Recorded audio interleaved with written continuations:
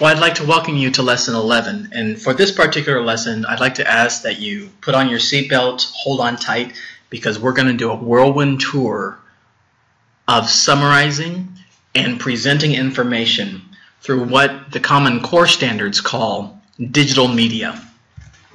So at this point in time, your students have learned a lot of information. They've learned how to type on a keyboard, gather information, comprehend that information, evaluate what's good versus what's not good, synthesize that information, maybe using supporting evidence or a decision tree, and now they're ready to present that information. Consider this sixth step of the 21st century skills technology staircase as the step where, say, you've given a project to your students, and they've had 2 weeks to research, to gather, to evaluate, to synthesize. Now you're going to give them 2 minutes to actually present that information to the entire class. Well, if they're going to do that, they need to summarize their information because they don't have 2 hours to present everything. So this is that training, that methodical preparation for your students to help them understand how to present information. It's amazing that some students just are not taught, maybe in your class they're already taught this, but some students, they're not taught how to properly present information in an understandable way. Believe me, if they can do this by the end of high school, they have a big advantage when they get into college because they'll already know how to think in terms of gathering, evaluating, summarizing, synthesizing, and then summarizing that information and presenting it through digital media. Okay, so lesson plan. The objective is to learn how to summarize points and present them with various forms of digital media. What's digital media? Well, digital media is basically computer media. So you can replace the word digital with computer. And what is media? Media is just any channel through which information can be communicated and broadcasted. That's media. And so things like a Mac, a PC, an iPad, a Surface, an iPod, Microsoft Word, Microsoft PowerPoint, Microsoft Excel, Google Docs, YouTube, all of these are items through which the students can present something. So for instance, at the beginning of a project, you may tell the students, you know what, in 2 weeks, you're going to present the findings of your research. You can present it using any digital media you want. You'll be surprised. Some will walk in with their iPhone and they'll hit play and they'll have the students watch it on their iPhone. The iPhone is a digital media. Some will come in with a laptop and they'll go to YouTube. And they'll say, you know what, I created a YouTube. I want to show it to you. YouTube is a digital media. They'll get creative. Some will say, you know what, I just have a handout for everybody. I created it through Microsoft Word. Microsoft Word is a digital media. So we'll do 2 steps. Number 1, show how to summarize points, and 2, show various forms of media. Okay, I'm not going to spend too much time on summarizing. Summarizing is very easy. Really, to summarize, is to gather the main points and list them. So when they have their 2 minutes, say I'm Bobby, and it's go time. So I stand up. This is what I should present to the audience so that right away they understand what I'm about to say, why I'm saying it, and what my conclusion is. Number 1, they should go ahead and present the topic or the research problem that they researched. Let's say, for example, it is, what are the 2 things that we can do to provide teachers greater support? That's the topic. They should begin with that. Next is, they should summarize the main points of what they're going to present. So number 1, I would like, as Bobby, to talk to you first about what the experts say on this topic. Number 2 is, I would like to talk about the pros and cons of what has been said. And then number 3, I'd like to provide the solution that is the most effective and could be implemented in 1 year. And that solution, as you will see, the 2 things that I feel that teachers most need are coffee and computers. Okay, so that's a little bit of a summary. That kind of presentation, actually, if you're probably thinking about kind of what technique I use, you probably already got it. It's what method? Yep, the decision tree method. So I use the decision tree method. Now, when they present, right away the audience knows in the first few sentences what they're going to do. So they spend 20 seconds saying this intro, and then they go ahead and they start with point 1, point 2, point 3, and then give their conclusion. Now, if they're giving a paper, a presentation, they can use this as the table of contents, and they can put the solution right there at the top. If you look at a lot of research papers, they have the title and then they have an abstract. And in that abstract, they basically give some background and they give the bottom line solution. So it orients people right away. That's summarizing.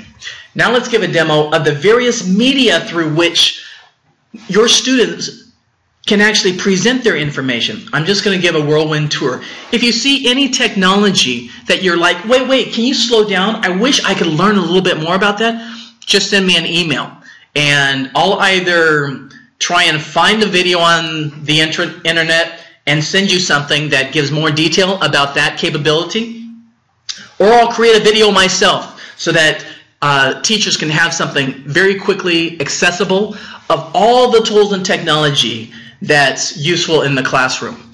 That would be good. Maybe a Quickie Tech kind of column, tools section. Just something that has a whole list of videos that train people on different technology. Okay, we're going to dive right into the video, into the demo. So let's look at various tools they can use. Okay, they might want to use Microsoft Word. So this is Microsoft Word. They can go ahead and click on New, click on Blank Document, and then they can just go ahead and type. My name is Donnie. Coffee and computers are needed.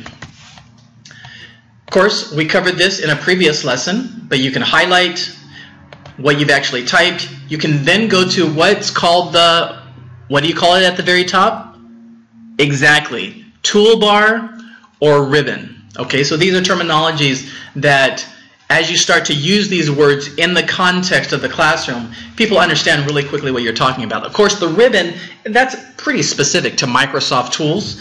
Toolbar is pretty common to other technologies. I can go ahead and increase the font so that you can see it there on the little screen of your video. And then we have the menu items. We have a little button here at the top where we can save. After we save, we can go ahead and print by clicking print.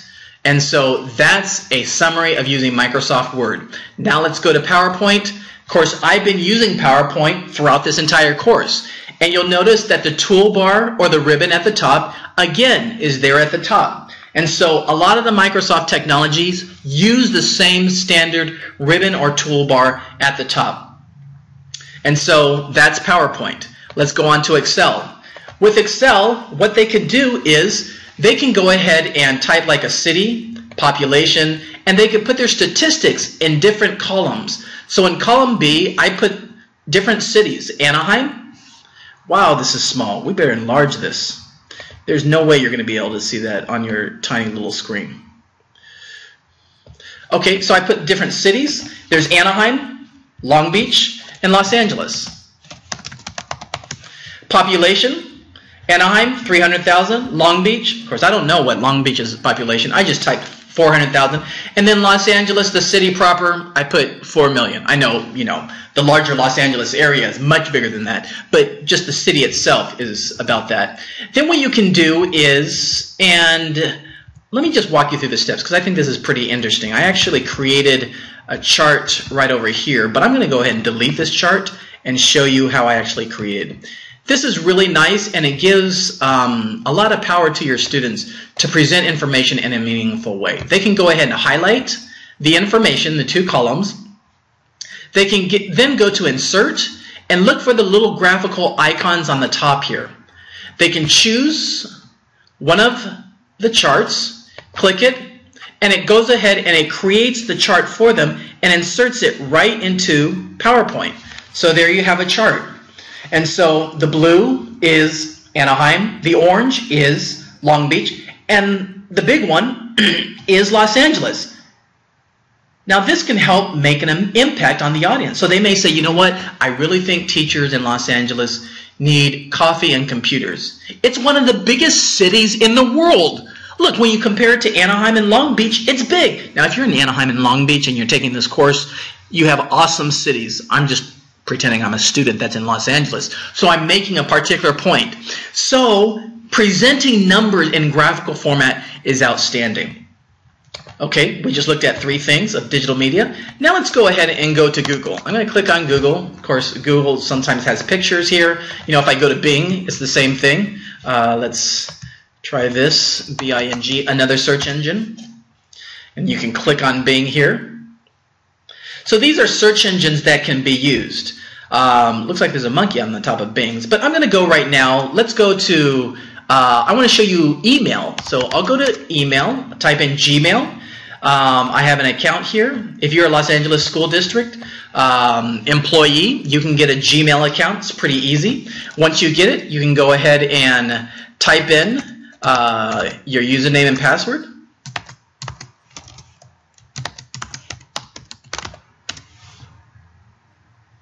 It brings up your email, and then you can go ahead and type things in your email. I won't show you how to use email. It's pretty basic, but I do want to show you how you can go to Google Drive. And so on the top right, you can click on Google Drive, and then all the things I just showed you with Microsoft tools, you can do with Google tools. And so it's awesome because I can go ahead and create a document, and then I can say coffee and computers. You'll notice there's not a ribbon, but there's a toolbar at the top, the same type of thing. I can go ahead and highlight. I can increase the font.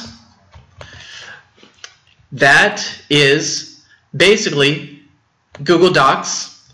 I can go ahead and create a presentation. This is like PowerPoint. And we'll just go ahead and call this, we'll select a PowerPoint color. And then we can put in a name here by just typing. And I won't spend too much time, but they can put coffee and computers there. Or they can, again, go to a spreadsheet. And so let's go ahead and click on Create again. They click on Spreadsheet.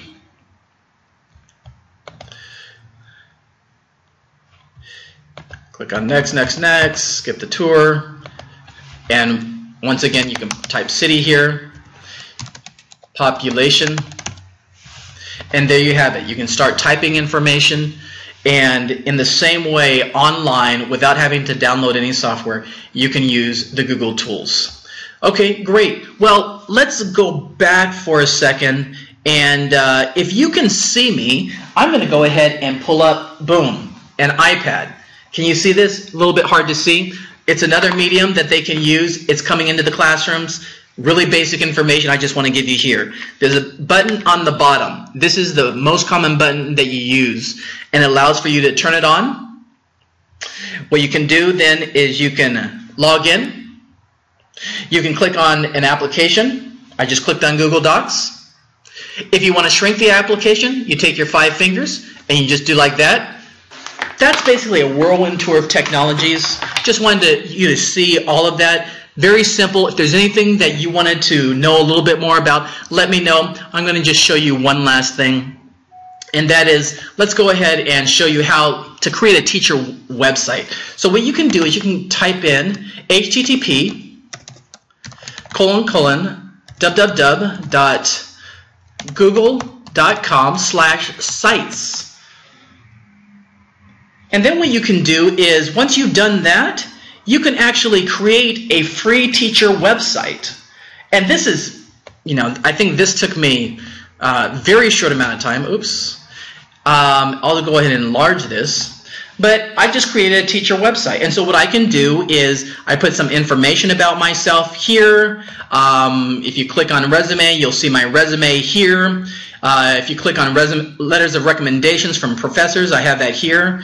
I have a recommendation from a CEO, that's here. If you want to contact me, that's here. Well, what you might do is you might list the different topics. I have math class, and I'm going to have this for this homework. I may have another topic that I teach. I list it here. I may have a little video that I want to show the students. I go ahead and list it here. And so you can have a classroom website that teachers, your colleagues, students in your classroom, and parents all know about. And you can just refer them. It is so easy to create this website. Personal website available for you, free. Go to google.com/sites and create your website. Okay, that's basically it. We'll go ahead and stop there. Thanks for listening.